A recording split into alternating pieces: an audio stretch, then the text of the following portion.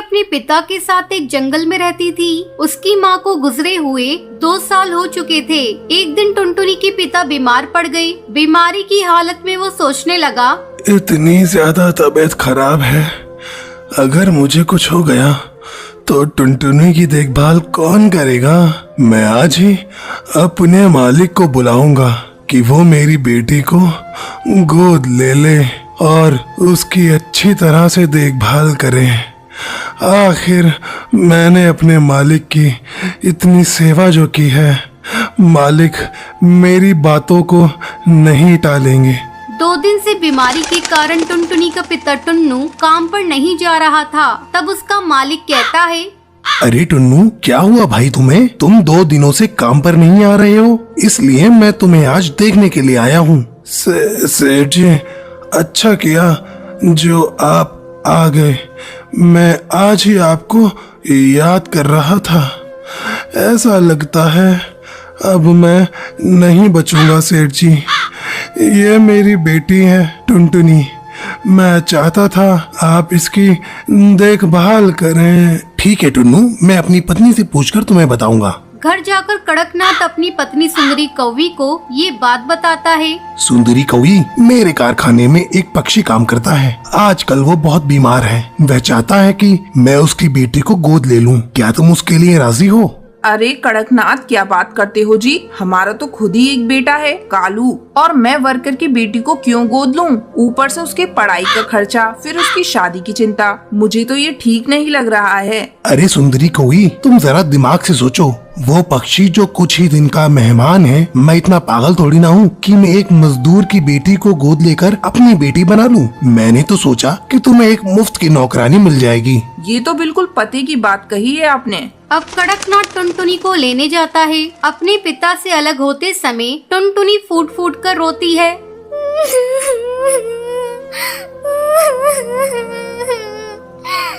बाबा, मुझे अपने से अलग मत करो। मैं आपसे अलग होकर कैसे रहूंगी? बाबा, मैं आपको छोड़कर कहीं नहीं जाऊंगी। जा मेरी बच्ची, इसी में तेरी भलाई है। कड़कनाथ टुनटुनी को घर लाता है। घर आकर कड़कनाथ अपने काम में बिजी हो जाता है और सुंदरी कौवी टुनटुनी से मीठी मीठी बातें करने लगती है। टुनटुनी, तू कुछ खाएगी? नहीं माँ, मुझे भूख नहीं है। अरे सुन टुनटुनी, मैं तेरी कोई माँ नहीं हूँ। तू मुझे मेम साहब कहा कर। चल अब जा जाकर रसोई में सो जा। अगली सुबह सुंदरी कौवी टुनटुनी के पास जाती है। ए टुनटुनी, चल अब उठ। हमारे यहाँ इतनी देर तक कोई नहीं सोता। मैम साहब, रात में मुझे नींद नहीं आई। वो मुझे अकेले सोने की आदत नहीं है। तुझे तो अब सोना पड़ेगा। तू अकेले सोने की आदत डाल ले। चल अब झटपट उठकर मेरे साथ काम में हाथ बटा।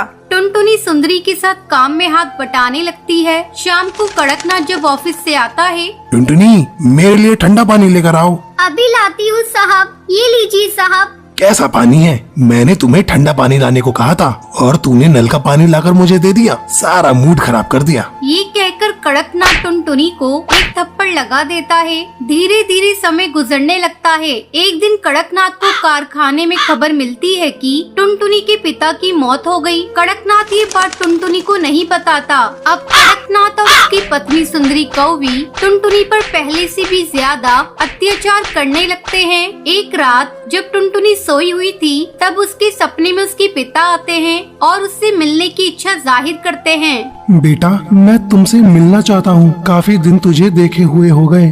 टुनटुनी सपने में अपने पिता को देखकर बेचैन हो जाती है। अब टुनटुनी सुंदरी कौवी के पास जाती है। उस समय कड़कनाथ और सुंदरी कौवी सो रहे थे। टुनटुनी दरवाजा खटखटाने लगती है। मैम साहब, जल्दी दरवाजा खोलिए। मुझे अपने बाबा से मिलने जाना है। मेरे बाबा मुझे बुला रहे हैं। मैं अपने बाबा के पास अभी इसी वक्त जाऊंगी। अरे टुनटुनी, इतनी रात हो गई है, तुम हम लोगों को परेशान क्यों कर रही हो? कौन सी आफत आ गई? मैम साहब, अब मैं यहाँ एक पल नहीं रहूंगी। मेरे बाबा मुझे बुला रहे हैं। मैं अपने बाबा के पास अभी जाऊंगी। चुप हो जा कमबख्त, सारी नींद खराब कर दी। कल सुबह बात करेंगे, चल अब भाग यहाँ से। टुनटुनी रोती रह जाती है, लेकिन कड़कनाथ और सुंदरी कौवी पर उस बच्ची के रोने का कोई असर नहीं होता। ये सब कालू कौवा देख रहा होता है और कालू को टुनटुनी पर दया आती है, लेकिन कालू कौवा कुछ कर नहीं पाता। एक दिन सुंदरी कौवी टुनटुनी को बेवजह पीट रही होती है, तभी कालू कौवा वहाँ आता है और टुनटुनी को बचा लेता है। माँ, आप में जरा सी भी दया नहीं है? कोई इस तरह किसी को मारता है क्या? अब टुनटुनी यहाँ नहीं रहेगी, मैं कल ही इसे इसके बाबा के यहाँ छोड़ कर आता हूँ। अगले दिन कालू कौवा टुनटुनी को उसके बाबा से मिलाने ले जाता है। वहाँ जाकर टुनटुनी को पता चलता है कि उसके बाबा इस दुनिया में नहीं रहे। ये सुनकर टुनटुनी बहुत रोती है। तभी कालू कौवा टुनटुनी से कहता है, टुनटुनी, अब तो तुम्हारे बाबा भी चल बसे और मेरे घर तुम ठीक से रह नहीं पाओगी। मेरी माँ तुमको चैन से रहने नहीं देगी। तुम अब अकेली हो। तुम बुरा न मानो तो मुझसे शादी करोगी? टुनटुनी को कालू कौवे की बात सुनकर अच्छा लगता है और टुनटुनी इसको शादी के लिए हाँ कर देती है। फिर वो दोनों एक साथ खुशी खुशी रहते हैं।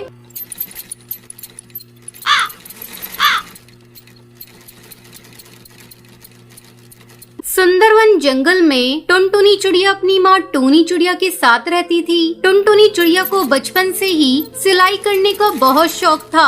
जब भी उसे समय मिलता वो अपनी माँ की सिलाई मशीन निकाल कर उस पे सिलाई करने लगती। माँ, ये देखो ना, मैंने कितनी अच्छी फ्रॉक सिली है। अरे वाह बिटिया, तूने तो बहुत अच्छी सिलाई की है। लेकिन बेटा, तू अपनी पढ़ाई पर भी ध्यान दे। मैं तुझे एक बड़ी अफसर बनाना चाहती हूँ। तेरी परीक्षा होने वाली है और तू सिलाई करने में लगी रहती है। माँ, मुझे सिलाई करना अच्छा लगता है। मैं पढ़ाई के साथ साथ सिलाई करना भी सीखूंगी। मैं कुछ नहीं जानती। आप मेरा दाखिला किसी सिलाई सेंटर में करवा दो। ठीक है टुनटुनी, जब तेरा इतना ही मन है तो मैं तेरा दाखिला किसी सिलाई सेंटर में करा देती हूँ। अगले दिन टूनी चिड़िया टुनटुनी का दाखिला एक सिलाई सेंटर में करवा देती है। अब टुनटुनी पढ़ाई के साथ साथ सिलाई भी मन लगाकर सीखने लगती है। कुछ ही दिनों में टुनटुनी की स्कूल की पढ़ाई हो जाती है। एक दिन टूनी की सहेली बबली कबूतरी उसके घर आती है। अरे टूनी, ओ टूनी, कहाँ है? जल्दी आ। तब टुनटुनी चिड़िया कहती है, आंटी, वो माँ घर पर नहीं है, पड़ोस में गई है। आप बैठिए, मैं उन्हें अभी बुला कर लाती हूँ। तुम टुनटुनी हो ना? कितनी बड़ी हो गई है। जब मैंने तुझे देखा था उस समय तू बहुत छोटी थी। पहचाना मुझे? मैं तेरी बबली आंटी हूँ। टुनटुनी, तू जाकर अपनी माँ को बुला ला। टुनटुनी चिड़िया पड़ोस में अपनी माँ को बुलाने के लिए चली जाती है। थोड़ी देर बाद टुनटुनी चिड़िया अपनी माँ को लेकर घर आती है।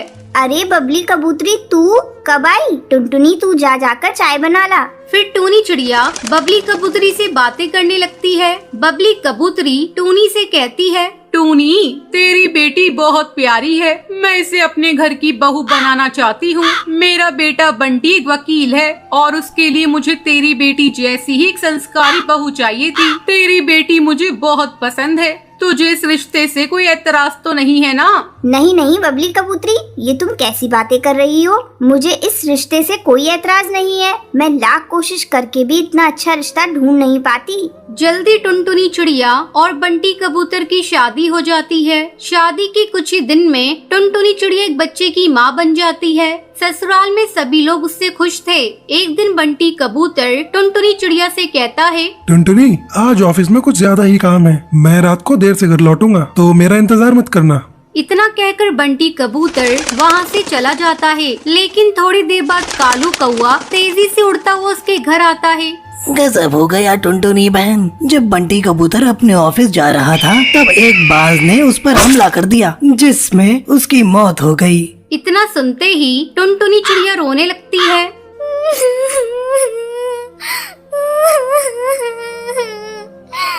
माँ जी, ये सब क्या हो गया? माँ जी, बंटी कबूतर के बिना भी ये घर कैसे चलेगा? टुनटुनी, तू हिम्मत मत हार बेटा। ऊपर वाले की मर्जी के आगे किसी की नहीं चलती। इस तरह कुछ दिन गुजर जाते हैं। टुनटुनी चिड़िया अपना दुख भुलाकर सिलाई का काम करना शुरू कर देती है। आस पड़ोस के पक्षी उसके पास अपने कपड़े सिलवाने के लिए आने लगते हैं। एक दिन हरी काकी उससे कहती है, टुनटुनी, तू तो इतनी अच्छी दर्जी है, इसके बारे में तो मुझे पता ही नहीं था। कम पैसों में बहुत अच्छे कपड़े सिल देती है। तू ऐसा कर, अपना एक बुटीक खोल ले। हाँ काकी, आपका सुझाव बहुत अच्छा है। मैं जल्दी ही अपना बुटीक खोलूंगी, लेकिन इसके लिए पहले मैं माँ जी से इजाजत लूंगी। हरी काकी के जाने के बाद टुनटुनी चिड़िया अपनी सास से बुटीक खोलने की इजाजत मांगती है। माँ जी, क्यों ना मैं अपना एक बुटीक खोल लूं, इससे अच्छी कमाई हो जाएगी। ठीक है टुनटुनी, तुझे जो अच्छा लगे वो कर। तू अपने बुटीक का अच्छे से काम कर, मैं तेरे बच्चे को संभाल लूंगी। जल्द ही टुनटुनी चिड़िया अपना बुटीक खोल लेती है। अब उसकी कमाई पहले से दुगनी हो गई थी। इस तरह टुनटुनी चिड़िया खुशी खुशी अपनी जिंदगी बिताने लगती है। सुंदरवन जंगल में कालू कौवा अपनी बीवी टुनटुनी और अपनी माँ टूनी के साथ रहता था। टुनटुनी और कालू कौवा टूनी के साथ बिल्कुल अच्छा बर्ताव नहीं करते थे। एक दिन कालू कौवा काम के लिए निकल जाता है। टूनी को बहुत भूख लगती है। वो टुनटुनी को आवाज लगाकर बोलती है, टुनटुनी बेटा, कुछ खाने को बना दो, बहुत भूख लग रही है। दोपहर भी हो गई है, मुझे दवाई लेनी है। खाने को भी मैं ही बना कर दूंगी। आपके हाथ पर क्या काम नहीं करते? दिन भर परेशान कर देती हो, कुछ तो काम कर लिया करो। बेटा, मुझसे काम नहीं होता, वरना मैं तुम्हें परेशान नहीं करती, मैं खुद ही सब कर लेती। हाँ हाँ, खाना खाने को बोल दो बस, तो भर भर कर खा लोगी, और थोड़े से काम का बोल दो तो हाथ पैर नहीं चलते इनके। इतना बोलकर टुनटुनी अपने कमरे में चली जाती है। टूनी चिड़िया भूखी ही रोते रोते अपने कमरे में जाकर सो जाती है। शाम को कालू कौवा नौकरी से आकर अपने कमरे में जाकर सो जाता है। टूनी चिड़िया भूखी प्यासी ही सोई रहती है, उसे कोई पूछने नहीं आता। दूसरे दिन टूनी की तबीयत खराब हो जाती है। टूनी कालू कौवे के पास जाती है और बोलती है, बेटा कालू, मेरी तबीयत आज कुछ ठीक नहीं है और मेरी शुगर की दवाई भी खत्म हो गई है, जरा बाजार जाकर ला दो। अरे माँ, तुम्हें पता है ना खर्चे कितने बढ़ गए हैं। मैं परेशान हो गया हूँ इन रोज रोज के खर्चों से। खैर, आपकी दवाई लाकर दे दूंगा। और सुनो माँ, टुनटुनी को परेशान मत करना, वो बेचारी थक जाती है पूरे दिन घर का काम करते करते। पर बेटा, मैंने कहाँ परेशान करा बहू को। चुप करो माँ, तुम्हारी नियत और सीरत मैं अच्छे से जानता हूँ। तुम बस चुपचाप एक कोने में पड़ी रहा करो। कालू अपनी माँ को बुरा भला कहकर काम पर चला जाता है। जब शाम को घर लौटता है तो टुनटुनी टीवी पर सीरियल देख रही थी और माँ टूनी एक कोने पर चुपचाप बैठी कालू बेटे का रास्ता देख रही होती है। कालू कौवा जैसे ही अंदर आता है, फिर टूनी उसके लिए पानी लेकर आती है और बोलती है, ले बेटा पानी पी ले, थक गया होगा ना। हाँ हाँ, P low Kalu ji, P low. तुम्हारी माँ को ही तुम्हारी फिक्र है बस, मैं तो कभी तुम्हारे बारे में सोचती ही नहीं हूँ। ऐसा नहीं है बहू, तुम टीवी देख रही थी इसलिए मैंने पानी दे दिया, आखिर मेरा बेटा है। अरे सब समझती हूँ मैं आपकी हरकतें, कितनी चालबाज हैं आप, घर में फूट पड़वाना चाहती हो। ऐसा कुछ नहीं है बहू, बेटा तू समझा बहू को, ये क्या कुछ बोल रही है। क्या समझाऊं है, क्या समझाऊं? सही तो बोल रही है, कोई काम होता नहीं तुमसे और मुझे देखकर सब काम खुद करने लग जाती हो। मुझे तो समझ नहीं आता कि कैसे झेलूंगा मैं तुम्हें माँ।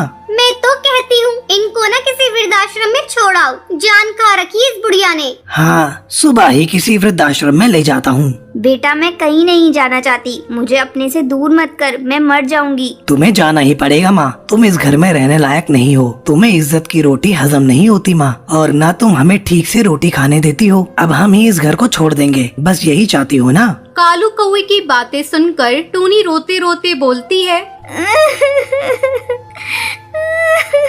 नहीं बेटा तू ऐसा मत बोल, मैं ही चली जाऊंगी। सुबह होते ही कालू कौवा अपनी बूढ़ी माँ को वृद्धाश्रम छोड़ आता है। थोड़ा समय बीत जाता है। एक दिन कालू कौवा और टुनटुनी लंच के लिए अपने दोस्त मिट्ठू तोता को अपने घर बुलाते हैं। मिट्ठू कालू से बोलता है, अरे यार, कितने सालों बाद मिले हैं अपन आज। हाँ यार, बहुत टाइम हो गया। आज तो भाभी जी के हाथ का खाना खाने को मिलेगा। पर भाभी एक बात बोलूंगा, आंटी जैसी दाल की खिचड़ी कोई नहीं बना सकता। वो तो पूरे जंगल की बेस्ट कुक है। क्यों, है ना कालू कौवे? हाँ यार। वैसे यार आंटी है कहाँ, दिखाई नहीं दे रही है। यार मैं और टुनटुनी उनसे परेशान हो गए थे, उन्होंने परेशान कर दिया था। खाना, दवाई और कितनी महंगी दवाइयाँ आती थी उनकी, तुझे तो पता ही है, तुझसे ही तो मंगवाता था मैं दवाइयाँ। हाँ सही बोल रहा है, पर जिसे तू नॉर्मल शुगर की दवाइयाँ समझकर मंगवाता था ना, वो तेरी माँ का तुझे दिया गया ऐसा कर्ज है जो तू कभी नहीं चुका सकता कालू। तू कभी आंटी के मन को समझ ही नहीं पाया। उनके मन में सिर्फ तेरे लिए प्यार था, और ये तेरी जिंदगी जो है ना, ये उसी दिन खत्म हो जाती जब तू 9 साल पहले हॉस्पिटल में एडमिट हुआ था। जिस माँ ने तुझे ये बोला था ना हॉस्पिटल में, बेटा परेशान मत हो, नॉर्मल पथरी का ऑपरेशन है, उस माँ ने अपनी जान की परवाह न करते हुए तुझे एक किडनी दी थी। वो चाहती तो उस वक्त अपनी फिक्र करके तुझ जैसी औलाद को मरने देती, पर उन्होंने तुझे बचाया और थू है तुझ पर कालू।